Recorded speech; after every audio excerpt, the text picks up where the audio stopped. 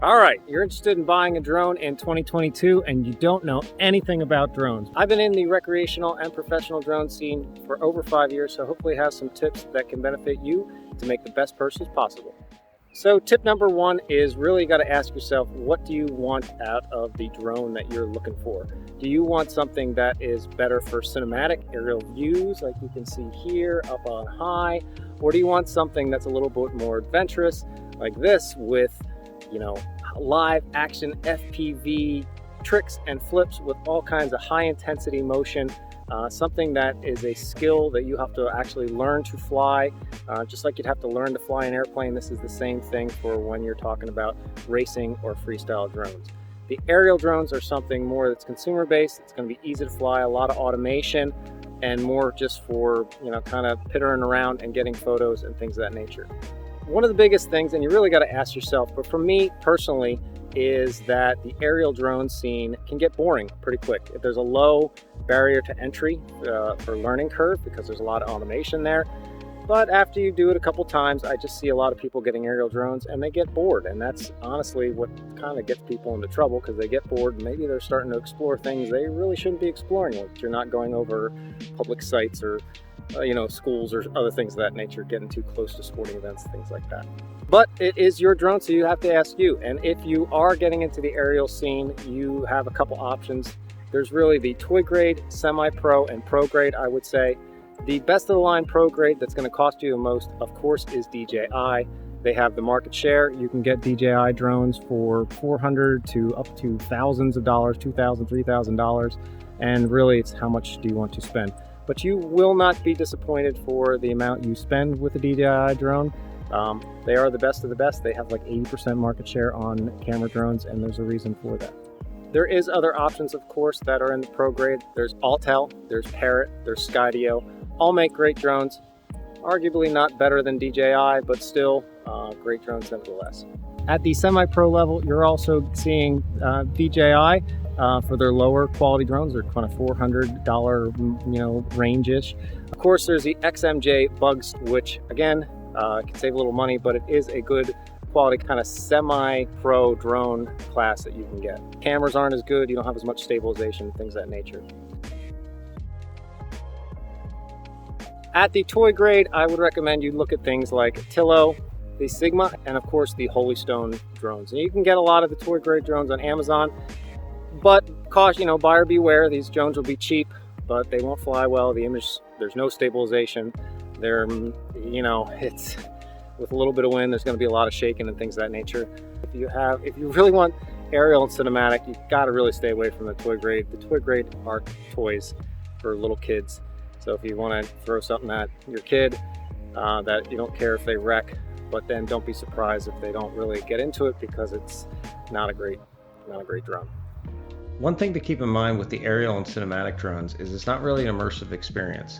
The video feedback you're going to receive is going to be served up either by your smartphone, which is connected through a Wi-Fi connection, or with a DJI, you will have a screen that's provided on the transmitter.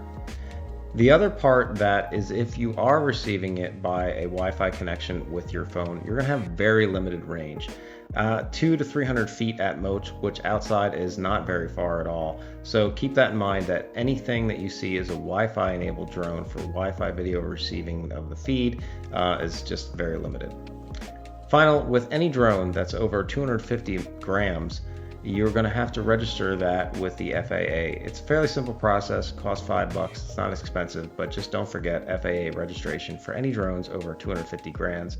If you have a micro drone that's less than 250 grams, like the DJI Mini, or some of the drones I'm going to talk about here for starter packs for the race and freestyle, then those don't need registration because they're under the weight limit. Now, what I really recommend is definitely check out the race/freestyle type drones out there. I just think there's a lot more life to them.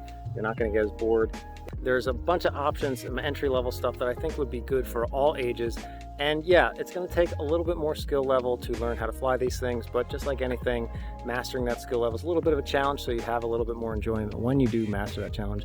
And to some extent, the sky's the limit for what you can do with these things. So it just provides a lot more entertainment and a lot more fun for you or your kids, whoever you're looking for this drone type. There's primarily 3 levels you get into in the race/freestyle drones. One is the micro, then there's the 5-inch class, and then there's the macro drones like the 7-inch and larger.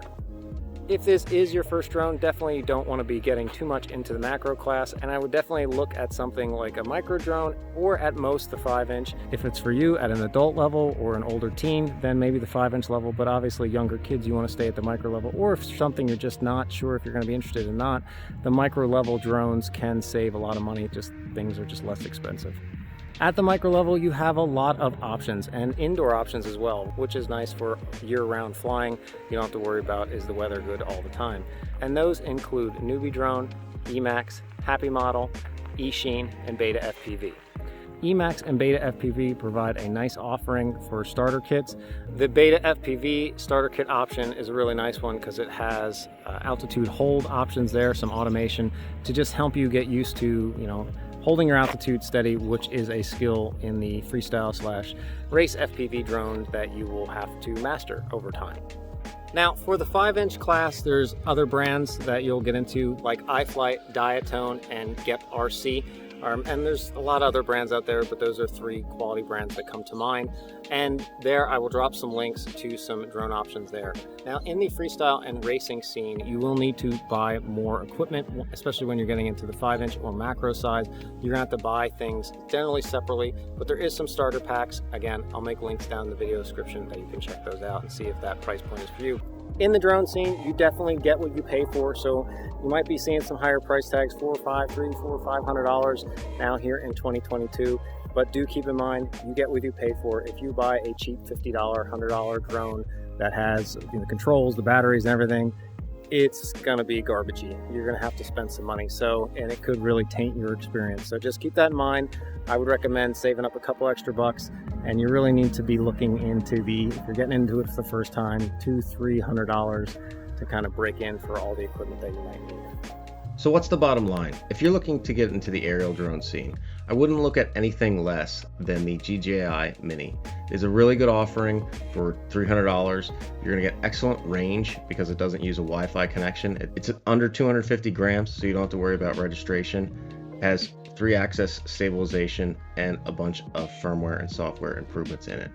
Other things you do need to think about in this category is if you do end up crashing, how are you going to get your drone fixed? With DJI, it's a name brand that's out there that has service that you can get parts and you can get your drone repaired if necessary. If you are interested in the FPV/freestyle drone set, I would definitely take a hard look at the Beta FPV CentOS.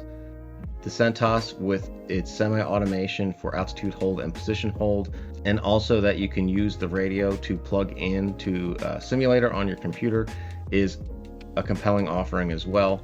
The ability for it to do indoor or outdoor flight makes it useful for all year round. And there again, Beta FPV has been a brand that has been in the first-person view hobby for a while and backs its products. In deciding between the 2 general categories, do keep in mind that anything in the aerial lineup is not an immersive experience. You're looking at a phone or a tablet or something of that nature, whereas in the freestyle and racing scene, you will be wearing goggles that is going to make you feel like you are in the drone as it's flying, and it's much more immersive experience. It does take some more skill level, as I've touched on before, but the immersion is amazing.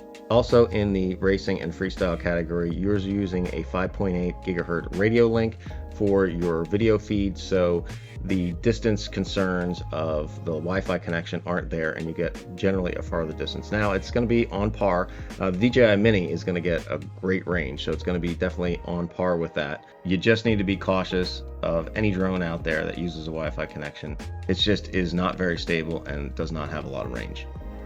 If you do have any questions, don't hesitate to drop them down below. But for now, I'm going to enjoy the amazing evening here and hopefully all the fireflies that you can see here in the field.